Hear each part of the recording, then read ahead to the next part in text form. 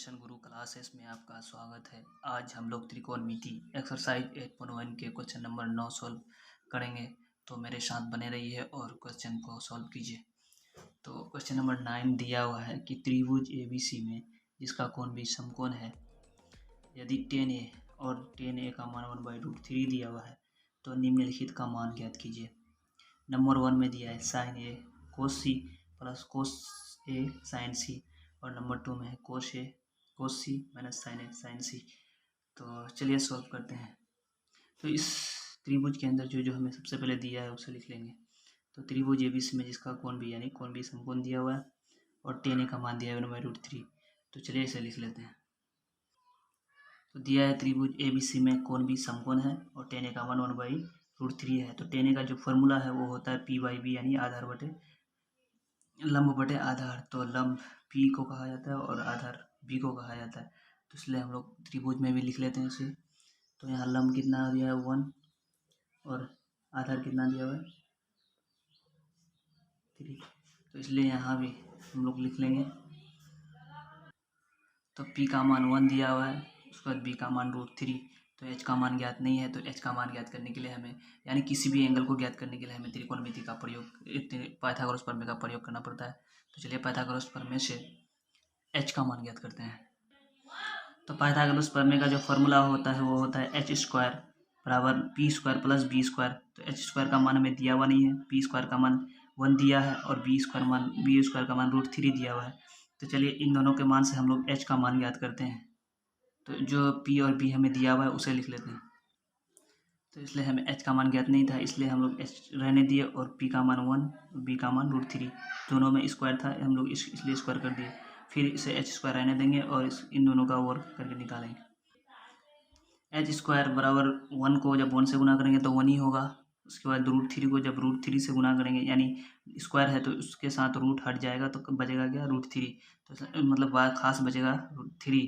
तो इसलिए हम लोग 3 का मान लिख दिए। अब इन दोनों को जोड़ लेंगे तो इन दोनों को जोड़ के जो कि 4 होगा। तो हमें h² का मान 4 ज्ञात हुआ है, जबकि हमें h का मान ज्ञात करना है।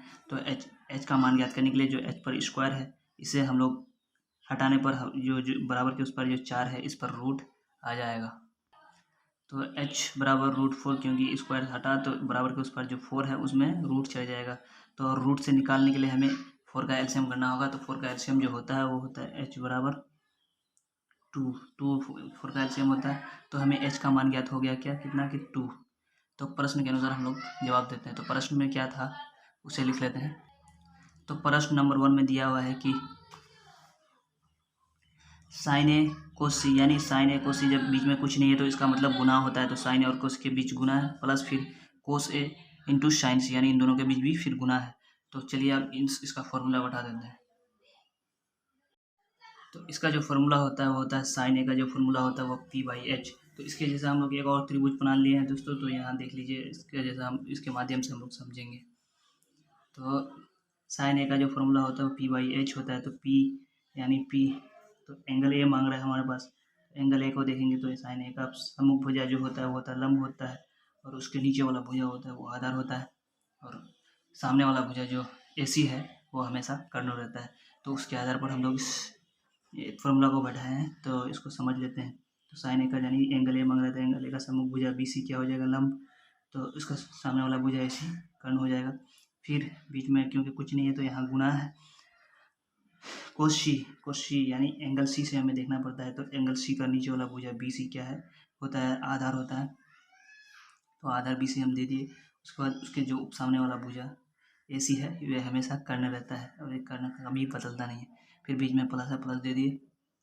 cos A का जो फॉर्मूला हो यानी एंगल A से अब हमें मांग रहा है। तो एंगल A का जो नीचे वाला भुजा कौन है AB, तो AB आधार हो जाएगा और AC क्या हो जाएगा कर्ण। फिर बीच में गुना दे दिए। sin C मांग रहा है, एंगल C मांग रहा है। तो एंगल C का जो सम्मुख भुजा यानी AB है तो AB लंब हो जाएगा और AC कर्ण हो जाएगा। तो चलिए हम लोग त्रिभुज मतलब क्वेश्चन का फॉर्मूला सेट कर लिए हैं, उसके आधार पर हम लोग संख्या को मतलब ये करते हैं। तो हम लोग संख्या को बैठा दिए हैं कि BC का मान जो है वो क्या है 1, तो 1 बैठा दिए। उसके बाद AC का मान क्या हमें ज्ञात हुआ है, AC का मान यानी H का मान ज्ञात क्या हुआ है 2, तो 2 बैठा दिए। उसके बाद फिर बीच में वही ए बी सी बाई ए सी है, तो इसलिए हम लोग A1/2 कर दिए। फिर प्लस उसके बाद ए बी का मान √3 है, तो √3 बैठा दिए, और एच का मान हमें जो ज्ञात हुआ है वो 2 है, तो 2 बैठा दिए। फिर इंटू ए बी का जो मान है 1 ए बी का जो मान है वो √3 है, तो √3 बैठा दिए, और ए सी का मान 2। तो चलिए अब इन दोनों के बीच हम लोग गुणा कर लेंगे। तो हम लोग गुणा कर लिए, जब 1 को 1 से गुणा किए तो 1 हुआ, उसके बाद 2 को 2 से गुणा किए तो 4।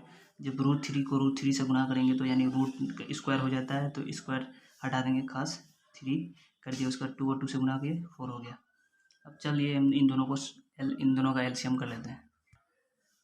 जब 4 का एलसीएम किए तो 4 हुआ, और 4 को जब डिवाइड किए यानी भाग किए तो 1, फिर 1 ही आया, तो 1 को 1 से गुणा किए तो 1, प्लस फिर जब 4 को डिवाइड किए तो वही 1 हुआ, 1 को 3 से गुणा किए 3। तो अब 1 और 3 को जोड़ देंगे तो क्या हो जाएगा 4 बटे में क्या हो जाएगा 4, तो 4/4 हो गया, यानी 1 + 3 यानी 4 हो गया। उसके बाद बटे में 4 है उसको दे दिए। जब इन दोनों को काट देंगे तो 4 में 4 काट देंगे तो क्या हो जाएगा 1। तो हमें क्वेश्चन नंबर 1 का मान कितना ज्ञात हो गया 1। अब दूसरा क्वेश्चन देखते हैं, दूसरा क्वेश्चन क्या है।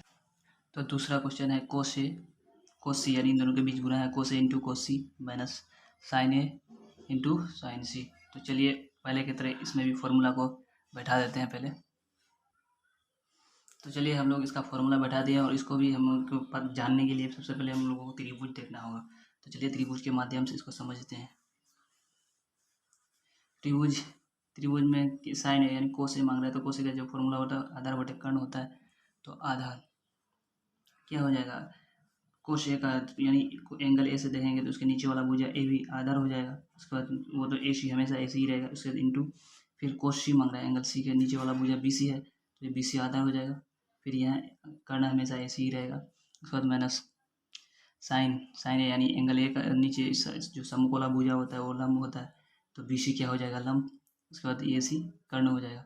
फिर बीच में गुना साइन सी, एंगल सी का जो सम्मुख भुजा को क्या होता है ए बी लंब हो जाएगा। उसके बाद ए सी हमेशा कर्ण रहे वही रहेगा।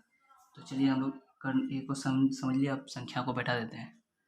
सॉरी दोस्तों, हम लोग इन दोनों इसमें मतलब संख्या डाल के नहीं करेंगे, बल्कि इसका ही हम लोग गुना करके मैथ को सॉल्व करेंगे। तब जब ए बी को ए बी सी से गुना करेंगे तो A B into B C हो जाएगा। फिर ए सी को ए सी से गुना करेंगे ए सी स्क्वायर। फिर माइनस में है बी सी को जब ए बी से गुना करेंगे तो वही A B into B C हो जाएगा। ए सी को ए सी से गुना करेंगे ए सी स्क्वायर। तो चलिए इसको बैठा लेते हैं। तो बैठा लिया, जब ए बी को बी सी से गुना करेंगे तो वही A B into B C ही रहेगा। उसके बाद बटे में जब ए सी को ए सी से गुना किया ए सी स्क्वायर हो गया। उसके बाद जब फिर माइनस में माइनस दे दिए, बी सी को जब ए बी से गुना किया तो B C into A B, तो इनको सीधा करके बैठा दिए A B into B C. उसके बाद जब ए सी से ए सी को गुना किया तो ए सी स्क्वायर हो गया। तो चलिए आप इन दोनों के बीच एलसीएम कर लेंगे। जब ए सी स्क्वायर का एलसीएम करेंगे तो क्या हो जाएगा ए सी, तो ए सी का एलसीएम किए तो ए सी स्क्वायर हो गया। जब ए सी स्क्वायर को जब भाग किए यानी डिवाइड किए तो क्या हो जाएगा 1। तो 1 को A B into B C से गुना करेंगे तो क्या हो जाएगा A B into B C. उसके बाद फिर माइनस से बीच में माइनस दे दिए, ए सी को ए सी से स्क्वायर किए तो ए सी स्क्वायर हो गया। उसके बाद तो ए सी को ए सी से स्क्वायर से मतलब भाग किए तो 1 हुआ। जब 1 को A B into B C से गुना करेंगे तो क्या हो जाएगा A B into B C. तो अब यहाँ देखिए A B into B C minus A B into B C, यानी A B into B C से यदि A B into B C चले जाएगा तो क्या बचेगा 0 बचेगा। तो चलिए 0 बटे ए सी स्क्वायर लिख लेते हैं। जब 0 बटे ए सी स्क्वायर हो गया 0, तो 0 बटे ए सी स्क्वायर, 0 के नीचे जब कोई भी संख्या हो या कोई भी नंबर हो उसका कोई वैल्यू नहीं होता, तो इसलिए हमें 0 ही लिख दिया, और ये दूसरा नंबर का आंसर जो निकला वो 0, और यही आंसर है। तो चलिए हम लोग 9वीं क्वेश्चन सॉल्व कर लिया। अब आने वाले वीडियो में हम लोग 10वीं क्वेश्चन सॉल्व करेंगे। तब तक के लिए धन्यवाद।